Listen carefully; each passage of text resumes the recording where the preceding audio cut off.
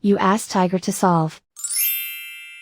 This deals with linear equations with one unknown. The final result is k equals 48. Let's solve it step by step. Group all constants on the right side of the equation. Add 11 to both sides. Simplify the arithmetic.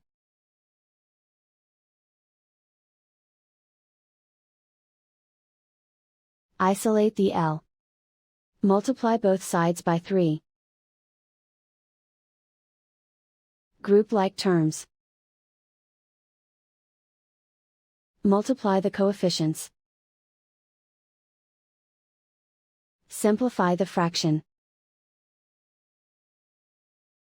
Simplify the arithmetic. And so the final result is k equals 48.